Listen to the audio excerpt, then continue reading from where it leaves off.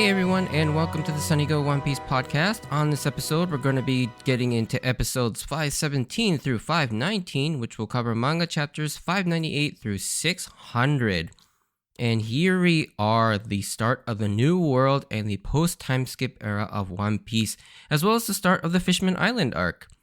And I honestly can't believe that I made it to the post-time skip part of One Piece. I never thought I'd keep this podcast going for so long. It was just a hobby to pass the time during the pandemic, but here we are. But yeah, I thank you all for listening and supporting me. And yeah, with that, let's get into the craziness of the new world. So, synopsis. It has now been 2 years since the Summit War, and in that time, the Straw Hat Pirates have been training to get stronger to take on the challenges of the new world side of the Grand Line. Now it is time for them to all reunite and set sail once again. Alright, so differences. There are quite a few. I won't get into every single one of them because a lot of them just relates to the order in which the story is told. The way the anime decides to do this is they break up all the different scenes and just rearranges them a lot. I think this is mostly just trying to keep the sequencing and the pacing for each episode so that it doesn't like run off or run too short. And so I think that's why they rearranged a lot of things. But I'll point out some of the more substantial changes. So in the anime, it does show a scene of Zoro arriving at Shaki's bar. But in the manga, this doesn't occur. And I personally think Toei included this scene because they wanted to get all the Straw Hats to make somewhat of an appearance in the triumphant return episode from the 2 years in episode 517. But the way Oda wrote this part of the story is that Zoro would not make his appearance probably until the very next episode. And so they added in this one quick scene to at least get Zoro in that episode. Another change that we actually get to see is that we hear Brook's actual song, like we hear his performance.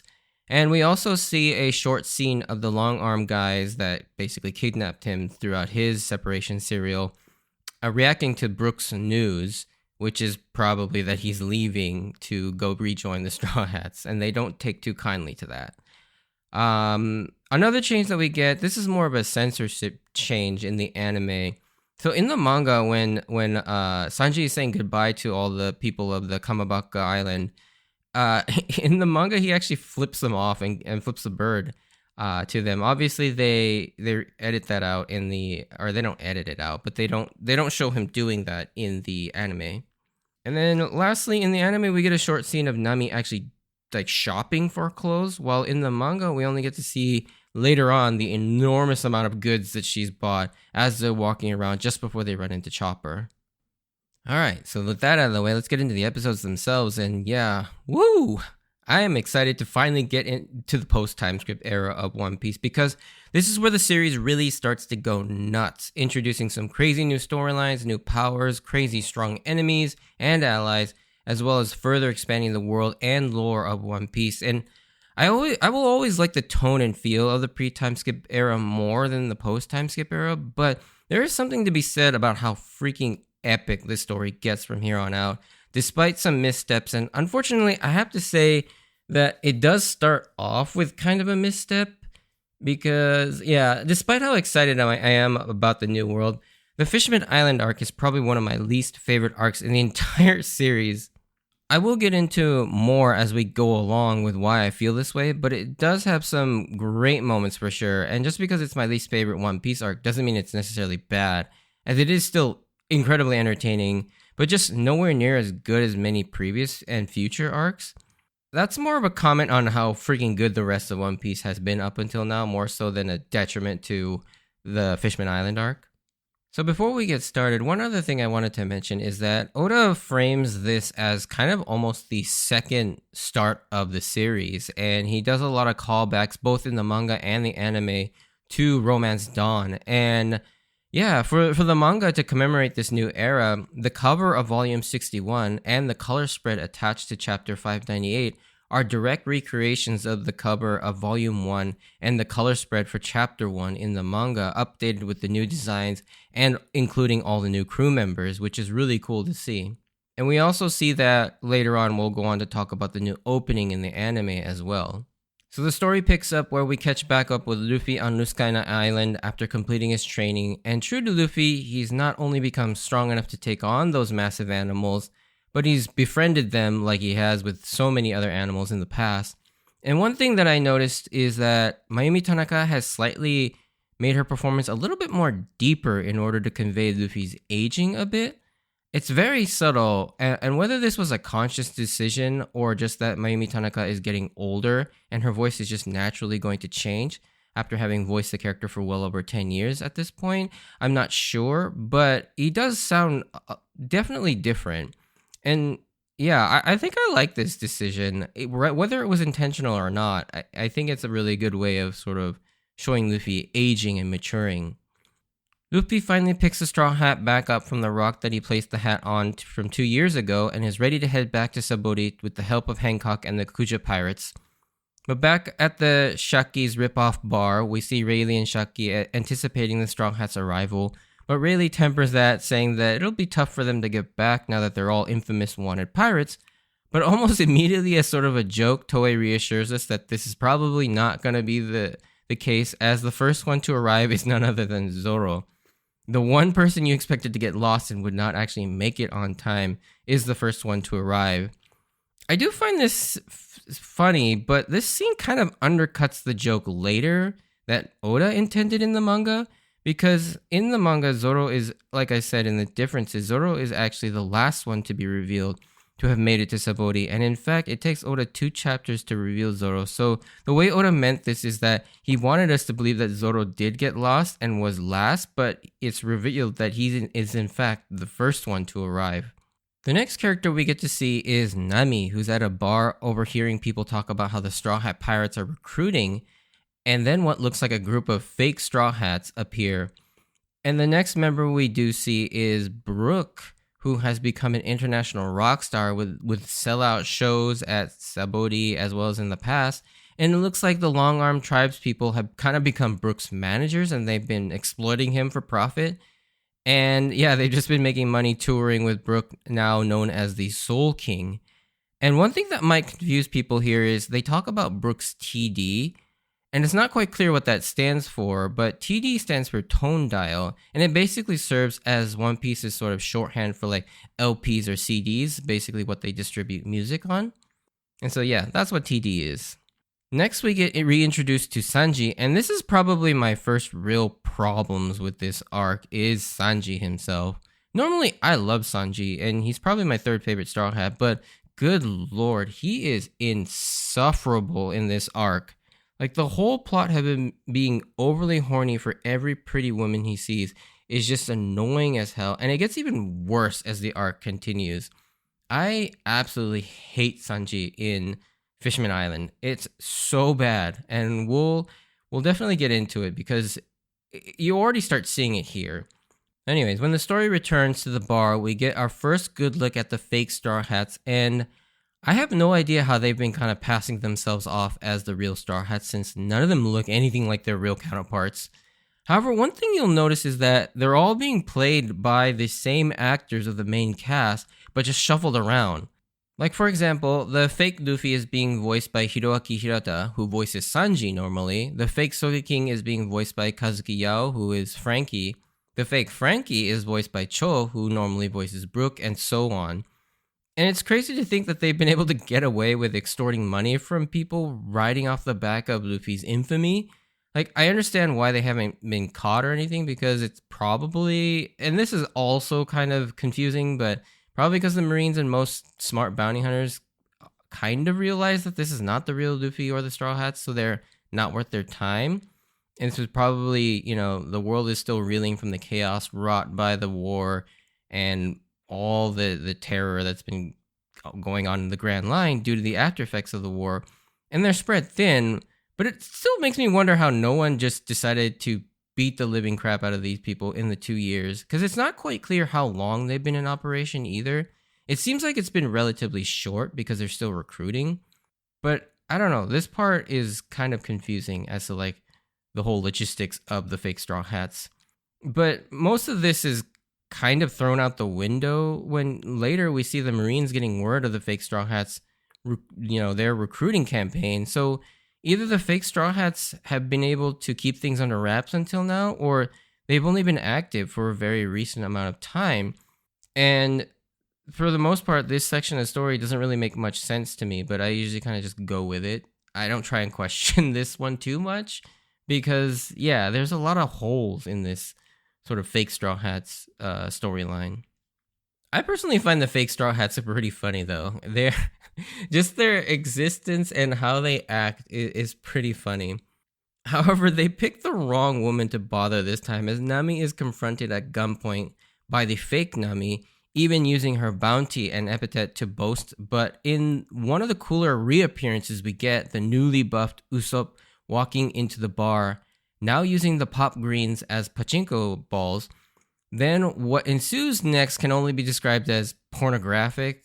I mean, in the manga, Nami does get excited and hug Usopp and mashing his face into her ever-ballooning boobs.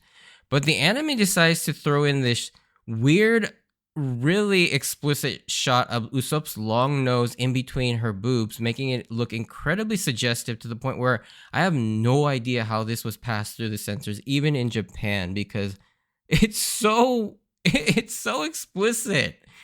I don't even really want to describe it because it's just really, yeah, it's bad. But anyways, Usopp's training on Boeing Island has certainly paid off, as he looks certified jacked here with a newfound confidence in his skills, even going so far as to say that he's graduated from the weakling trio. And I remember at the time I was so excited to see Usopp's new dynamic with the crew to see how he had improved. But the joke of him boasting about how he's now unfazed by anything, but then immediately freaking out that Sogeking is there is a pretty funny cut and kind of indicates to me that probably not much is going to change. Even Usopp himself is susceptible to his own tricks, which is also kind of funny. We then get quick glimpses of Robin, Frankie, and the Sunny, as well as Chopper, as they've all arrived as the real Luffy is running into the fake Luffy, which is something we've been building to, seeing Luffy put this sort of disgusting and annoying imposter in his place, especially after he just shot two innocent people thinking they were Nami and Usopp. But before the story gets to the satisfying part, we get to see a quick flashback to when Luffy left Hancock and the Kuja Pirates. And I will never tire of Luffy and Hancock's one-way love affair, especially the way she chooses to interrupt Luffy's refusal to say goodbye and instead says, "Let's meet again," as a proposal.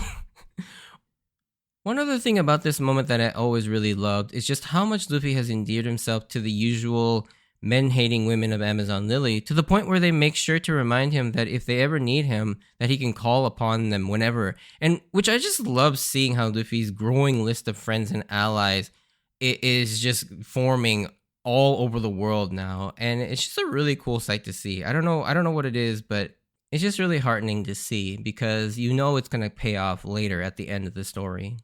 Speaking of endearing allies, Duval and the Rosie Riders are seen to have successfully protected the Sunny, despite it seeming like it came at great cost to their health, as they're all recuperating from a decent amount of injuries, with them all being bandaged quite a bit. And to be honest, I never thought that Duval would be such an awesome and fun character that you'd grow to love, considering how he was introduced. He's one of those characters that you grow to love just on sheer sincerity and kindness, but the poor guy continues to get the shaft in terms of respect from Sanji, or anyone for that matter, but they're just like forward-thinking, positive-minded people, kind of like Luffy, and it's honestly kind of fun to see. Now, we do see that they did get some help, but we don't really get to see that reveal till later, so we'll save that. Now, returning to Chopper, the way this scene is portrayed is freaking hilarious, as we get introduced to the other half of the fake Straw Hats. And the way the music is the intense, ominous one that they usually use for like the villains. And instead, we're shown this incredibly derpy looking fake Zoro, Sanji, and Robin. But the kicker for me is the fake Chopper. It's literally a regular fox with a mustache and Chopper's signature pink hat. And it's not even a deer or a raccoon, the two most associated animals with Chopper. They literally just got a random fox, and it doesn't even seem to like them either, as we see later that it bites down on Robin's head. But the real Chopper is there and mistakes them for the real Straw Hats. While this is funny, I think this is a little silly and beyond unbelievably stupid, that despite how naive Chopper is, there is no way that he'd ever be this mistaken about his own nakama, especially when one of them is supposed to be impersonating he himself.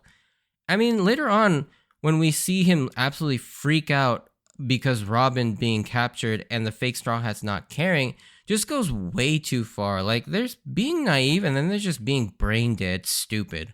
Of course, Luffy is just as stupid, as we see later on as well, but that one I can kind of believe a bit more for some reason, because Luffy, he's too simple-minded, but Chopper is not dumb. He's just, I always see his sort of lack of ability to see through like jokes and disguises as naivety and sort of just not being exposed to the world. But Chopper's not stupid. He's a doctor. Like, he's a medicinal doctor or a medical doctor, and so he's got the ability to sort of rationally think through things, and yet he's just constantly tricked by these to the point where it's like even suspends my own disbelief, even in a world as crazy as One Piece is. But the whole scene is just ridiculous, right down to the conversation that the fake Zoro and Sanji and Robin have about the real Chopper, how he must have been abandoned and has been living as a stray pet this whole time, and the fake Robin offering Chopper a cucumber for some reason. The fake Chopper from off screen just lunges and chomps down on her head, causing her blood to run down. Her face is so silly, and I can't help but laugh despite how amazingly dumb this whole thing is. Like, I fully recognize how dumb this joke is. Like, even for One Piece, this joke is just almost on the levels of like Saturday morning cartoons dumb. It's like, it just doesn't make any sense. But I kind of roll with it because it still does make me chuckle. But then out of nowhere, the world government agents capture her, and the fake Chopper thinking that it's the real one, which again, I have no idea how anyone could mistake these fake Straw Hats for the real ones. Unfortunately, we don't really get a resolution to this scene yet, but next we move on to who, of course, out of all of the Straw Hats, gets the most badass yet comically stupid reintroduction. And this intro has so many fun references and callbacks as Sanji stumbles upon a fisherman that had run into a Zoro who was bored and wanted to do something, and he goes fishing. But he gets on a pirate ship by mistake and reemerges having sliced the whole damn ship in half. And of course, the manner in which Zoro gets onto the wrong ship calls back to how Kobe got stuck on Alvida's ship in the exact same way, but Zoro obviously has the power to save himself by slicing the ship in half pretty much the exact same way Mihawk sliced Don Krieg's galleon ship in his very first appearance, which is not just a callback, but a very quick way to show us that yes, Zoro is in fact learning quite a few things from Mihawk and indicates to us just how much stronger he is now. And I think the part that kills the most is when the random pirate captain is pissed at Zoro for ruining their takeoff for Fishman Island. Zoro basically says that they should blame fate for bringing this plague upon them. And the way the captain responds, "But it's your fault." I crack up so hard because it's so relatable. And Zoro is definitely at fault here. Then to cap it off, Zoro just stoically and triumphantly says, "I got on the wrong ship." It's like, what the fuck? I had tears rolling down my eyes the first time I read this. But in the anime, it takes this to a whole other level with the performance of Zoro and the music that they choose to play over this moment is that triumphant music, because it's so funny with this triumphant moment, but Zoro has just done the stupidest thing ever because it was so unnecessary. He just got on the wrong ship and then was surprised he was on a pirate ship and just decided to attack him. But seeing Zoro and Sanji back together and bickering was also a great sight to see. It was especially hilarious how proud Zoro was as he was the first one to arrive, holding it against Sanji that he was only the seventh one to arrive. And Sanji's clapback is just as hilarious as he yells at Zoro, "What are you doing ranking us based on our arrival order? Don't get all cocky just because you somehow miraculously arrived first." Which, yeah, it was a miracle that Zoro even got there first, let alone he getting there. I guess another thing that kind of bothered me was the Marines figuring out that the fake Straw Hats are operating out of Sabaody, coinciding with the arrival of the real Straw Hats, is so coincidental and contrived. But it does make for some very exciting encounters as Sentomaru is back with more pacifistas, And I find it refreshing how Sentomaru doesn't actually underestimate Luffy and sees him for the actual threat he knows that he potentially poses now that it's been 2 years, almost like begrudgingly respecting him. And it'll be very exciting to see how they fare against Sentomaru and the Pacifistas in a rematch from 2 years ago because of how much struggle they had against them. The episode ends with the revelation of the rookie pirates that the fake Strong Hats somehow managed to recruit, and the two that stand out are the sleazy looking Caribou and Koribu, and these are definitely some of the more unique character designs from Oda we've seen, and that's saying something. Definitely these characters are ones to keep an eye on as they have decently high bounties, not nearly as high as Luffy, but the fact that these people can potentially pose somewhat of a threat is interesting, and it's right now not yet clear on how they're actually going to fit into this, especially the fact that they're showing that they're following the fake Luffy for some reason. It begs the question why someone that powerful would follow such an obviously weak person on just name recognition alone.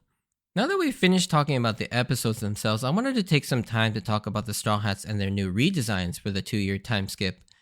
Overall, I think I much rather prefer the pre-time skip designs. Yes, they're simpler, but I think that's the charm. It serves to highlight the characters, and they're just an extension of them more than being the focal point. Whereas I feel like the redesigns are much more, they have a lot more going on with them. Some of them are even kind of distracting. I'm not going to go far as to say I don't like them, but I do have some issues with a few of them. But I'll go through them one by one. So I'll start with the characters that I didn't really, that didn't really change all that much, which is Luffy, Sanji, and Brook.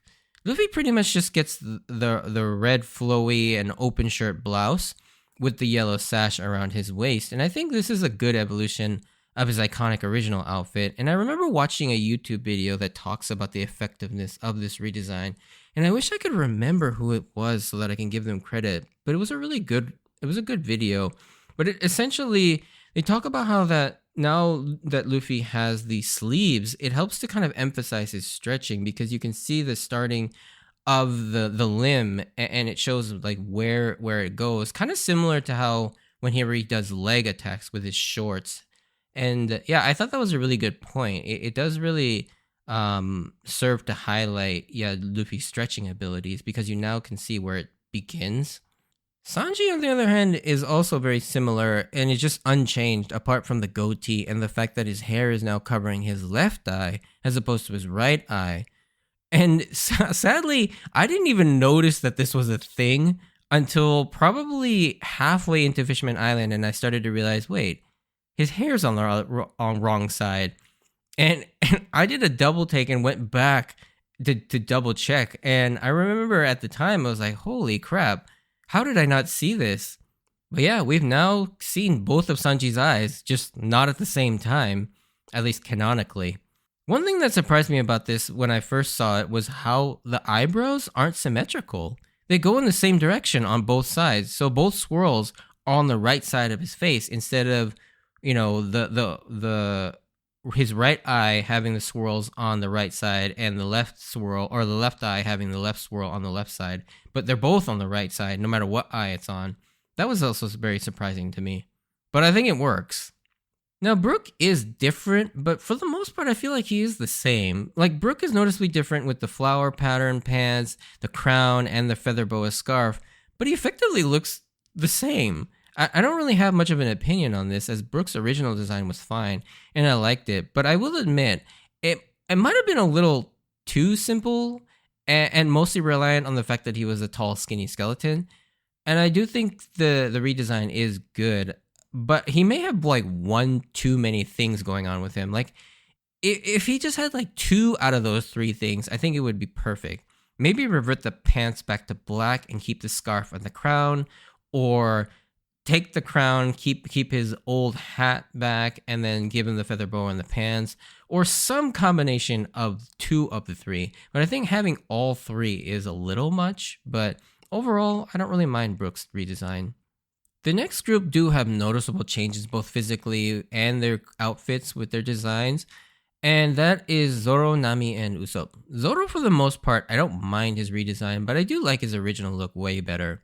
Oda really leaned into the green with Zoro's new design, as well as giving him a more samurai look with the robe, which I'm not entirely sure from a lore standpoint why or how Zoro came to dress like this, considering his old look used to look far more utilitarian, which kind of matches his sort of simplistic personality. He has worn an outfit similar to this at the end of the Arabasta, like he has this sort of robe, but that was because his old clothes were like ripped up because Mr. One just like went to town on his chest. But the totally green look kind of makes his design stand out less, as the white and black from his old look made his green, like his iconic green hair and haramaki stand out as you know, obviously beyond his three swords. But yeah, I think this redesign would have been really good if maybe the robe was a different color. So maybe if they reverted the robe to like black, or maybe even like a dark, like a grayish white, I think that would have been better, so that you could actually, you know, stand out with the green with his hair and the haramaki. But overall, there's nothing really all that wrong. Although we can't talk about Zoro's redesign without talking about his mysterious cut eye. And we have no idea how he got it. And I'll tell you now, we still haven't learned what happened to his eye, even as of chapter 11-13. And in fact, people often joke that he's hiding his new Sharingan eye, which is an inside joke from the Naruto series. And at this point, I don't really care all that much, as I'm assuming Mihawk just gave it to him at some point during their training. But the crazy thing is everyone in the crew, for the most part, doesn't even really comment on it much or care. And it doesn't really seem to affect him during combat either, as we'll see later on. But people are all still hoping out that there is something hidden behind that eye, like some sort of an ability or something. But I honestly think that Oda just gave him a cut eye because it makes him look more badass. Usopp's redesign is one that I, for the most part, really like. Usopp's original design was good, but it was always way too simple, and sometimes awkward with the shirtless look over the overalls. But now he's like shirtless apart from the suspenders, but it gives Usopp a more unique design that helps him stand out more. Although the weird headphone thing he has is strange, to say the least. But one thing I really hate, though, is that Oda got rid of his cool mechanical goggles and replaced them with the simple strapped goggles, again, like he had during the East Blue Saga. And that I never really liked. Like, I loved Usopp's mechanical goggles that he got at Logtown. And yeah, I really missed those goggles, because it really gave Usopp kind of a unique look, rather than wearing like these aviator goggles or swimming goggles, whatever those things are. For Nami, there's not much to it. Her hair got longer and now she's in a bikini top. And I don't think this is inherently bad compared to her original design, but the fan service is beyond egregious here, as Oda gives Nami even bigger boobs, which I didn't think was possible. But you know where my stance is on this. Of course, with Nami, I don't care as much about her initial design, because as we've seen throughout the series, she's going to get new outfits, sometimes multiple outfits throughout the arc. And so yeah, I'm not too fussed about Nami's initial redesign here, because it's just going to change multiple times throughout the series. But I honestly think that this was just an excuse to get Nami into a bikini for as long as possible. Now for the last three. The three I have the most issues with: Chopper, Robin, and Frankie. So Chopper's overall design doesn't have that much of an issue. It's clear Oda wanted to give Chopper more of a distinct design rather than just a naked reindeer with a hat. But the biggest issue is the hat itself. You know, the hat is supposed to be a gift from his beloved father, Dr. Hiruluk. And, you know, it serves as a token to remember and honor him by. I just don't see a world in which Chopper would kind of hide that hat. You know, it's similar to how Luffy treats the Straw Hat. But in 2 volumes later, in the SBS, Oda does actually clarify that he is still wearing the original hat. It's just now under the blue bulbous part of the new hat. So the cross and the bill are still the original hat. It's just I just don't like how it hides the iconic pink hat and just keeps it hidden away. And I don't know. I feel like even from a character standpoint, the Chopper wouldn't do this. Like, he'd want to proudly wear that hat still. But overall, the design wise, I find it totally fine. And in fact, I rather enjoy it. It does give Chopper a more unique look, except for when he goes into like heavy point. He just looks kind of ridiculous because the clothes don't really like follow him, if you know what I mean. It's kind of like the Hulk. It just kind of stretches and shrinks, and so he looks like he's wearing like a halter top. It's really weird. Now the last two I probably take the biggest issues with firstly Robin. I'm just not a fan at all with the redesign of Robin. I don't like that she looks a lot less unique without the bangs. It is more like a lot of other standard female Oda characters. Her outfit also just seems less interesting than her older outfits too. But I do understand from like a character development and storytelling perspective, it makes sense that since now that she really does feel secure in her family, she feels safer and freer to dress more vibrantly and less dark and gothic to keep herself hidden away. But I just really miss her old cowboy hat and bangs look. It just gave her much more personality and identity since no one else in the series has that look. And of course, there's the sort of the controversial skin tone lightening that happens with Robin post time skip. So if you're not aware, in the anime, particularly the Toei anime, they make Robin a lot tanner in the pre time skip era, and then once it gets to post time skip, she has really light fair skin. And people thought that this was Toei kind of like censoring Robin a little bit, but the reality is that if you look at the color spreads, Oda actually always intended Robin to have light skin. And so it was Toei that messed up and gave her darker skin in the pre-time skip era. And they kind of just went back and used this opportunity to fix that. With Usopp, though, I don't quite understand. So Usopp right now is fine, but later on, Usopp kind of has that same issue where his skin gets continuously lighter and lighter in the anime. That I don't know what is going on there because Usopp is supposed to have darker skin. And in fact, as you can see in the live action, he's played by a black actor. And it's not like Usopp is inherently a black character, but he definitely is supposed to be someone who has like African roots, as Oda has mentioned that if Usopp were to be born in the real world, he would be of African descent.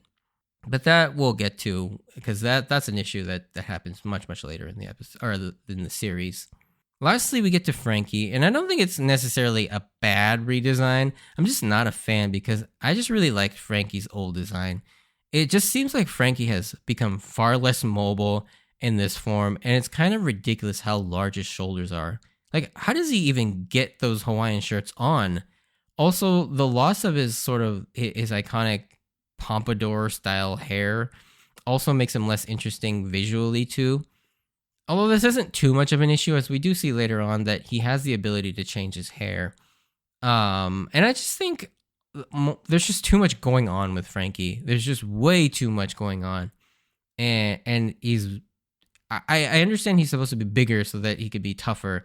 And you know, he's kind of the one character that can go up against like the bigger characters, like maybe with Blackbeard's crew. He's got now San Juan Wolf. You know, somebody's got to take on something that big. And I think Frankie is being positioned to be that character. I mean, ultimately, I'm fine with most of these redesigns. I don't overly hate them. And I just happen to prefer the pre-time skip because I felt like they were more unique and suited to the personalities. And I think there is something to be said about their simplicity in design, but if you love them, then I'm not necessarily going to argue that anyone is wrong because I could easily see people loving them, and plenty of people do. And in all honesty, in the post-time skip era, there are way more outfit changes for everyone, so they're rarely actually in these default outfits anymore, so it's not really that big of an issue, but it is interesting to kind of look at each character and how they've changed. The last thing I want to talk about in this episode is the new opening theme we got for the opening of the time skip era. Fittingly, to represent the new beginnings, we return to the beginning with an opening theme that is its own new thing, but also very reminiscent of the first opening We Are, right down to the visuals, the artists, and the title, which is We Go, obviously referencing We Are, and fittingly performed by Kitadane Hiroshi, returning from that original We Are song. At first, I wasn't all that high on this song, but over the years, this song has definitely grown on me more. It also sees the return of an opening narration, which is something we haven't had since Bon Voyage. And the lyrics are on the surface pretty standard, basically summing up the themes of freedom, loving adventures of the One Piece story. But there are definitely a lot of hidden meanings, puns, and symbolism, especially when you take into consideration where the story is ultimately going. It definitely leans heavily into the themes of the dawn and sunshine, like almost all the other themes. They do so in the visuals, but this one especially reflects that in the lyrics as well. There are also a couple Japanese puns and wordplay in the lyrics, like the one two sunshine we go. At the end, it's clear that it's counting, but sunshine is in the 3 spot because in Japanese 3 is pronounced sun, and when you're saying sunshine, it sounds a lot like sun, like the number 3 sun. And while it does use the word for yon for 4, another way to say 4 in Japanese is shi. So I'm sure you realize that she is the beginning of shine. So it's like sun, shine. So it's like 3, 4, ein. The lyric also ends with we go. And the number 5 in Japanese is pronounced go. So it's literally counting 1, 2, 3, 4, 5 or ich ni san yon go. And it's kind of a little overboard in terms of like lyrical puns, but it is amusing at the same time. The animation is pretty similar to We Are in style and feel, with most of it being used to show the world and reintroducing us to the characters, which, by the way, for some reason, they misspell Usopp's name as Usoppu with a U at the end, which is how you spell it in Japanese, but it's not why that's strange to me. It's odd because they get it right in the opening Share the World when they do a similar thing by showing all the character names. So I don't know why they got it wrong here. But we also get a quick flashing montage of characters, including the new characters and villains we're about to be introduced to in Fishman Island arc, similar to how in We Are, it would flash through all the villains in the middle of the song. All in all, I've come to actually really like this opening. I definitely was a little underwhelmed when it first premiered. And plus, this is also the longest running opening at I think like 70 plus some episodes. So it definitely overstayed its welcome for me as well, just because it went on forever. Like Fishman Island is a long arc. In fact, a lot of the arcs going forward are very long.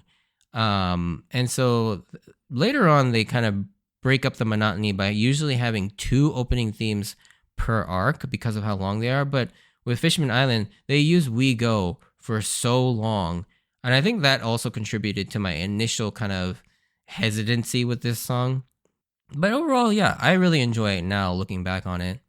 Now, in addition to the new opening, we have a couple new commercial eye catchers and episode preview music, which has been changed for the first time since the very beginning of the series. It's not an instrumental version of We Are, it's actually a new instrumental version of We Go.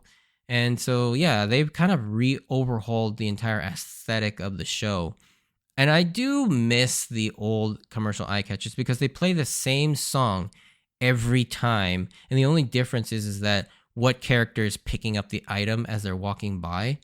And so, yeah, I just feel like this is really uninteresting. And the fact that it's the same song and almost nearly the same identical visuals, it gets really boring, like I said, with Fishman Island being so damn long.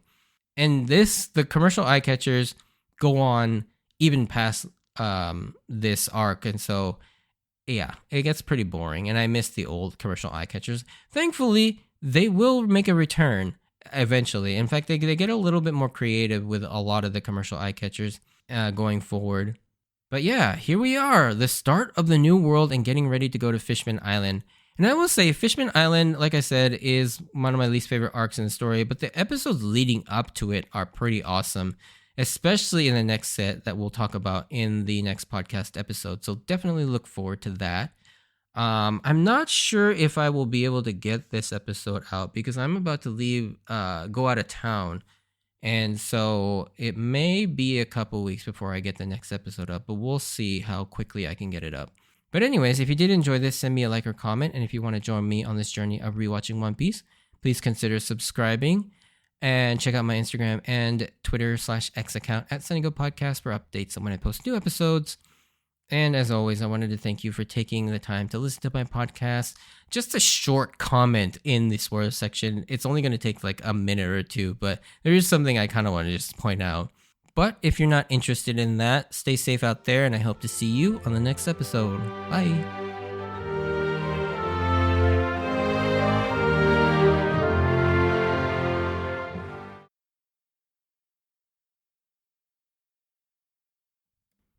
So the one thing I kind of wanted to talk about in the spoiler section is just the prominence of Caribou. When this character appeared, I had no idea what to make of him, and I honestly did not know that he would play such a huge role in the main story. Like, this guy just keeps showing up. He gets his own cover, or he appears in a cover story and then just reemerges in Wano and plays a decent role there. And then he's also still with the Straw Hats when he goes to Egghead Island. And now he's going to be the one that basically, presumably, like, helps Blackbeard learn about the ancient weapons and everything. And so, yeah, he's kind of got a pretty big role in the sense that he's essentially become the fanboy of the Blackbeard Pirates. So he's basically Bartolomeo for the Blackbeard Pirates. And so, yeah, this character just surprised the hell out of me how he keeps staying relevant. Despite, he has a pretty strong devil fruit too, and yet he's portrayed as this like very pathetic and weak guy. And yeah, I don't know what to make of him and how he will really fit into the story overall, but I kind of think that he's starting to finally get to the end of his arc now that he's sort of told Blackbeard, or he's about to tell Blackbeard everything about the ancient weapons and Wano and all that stuff. But yeah, it's kind of shocked me how relevant Caribou still is.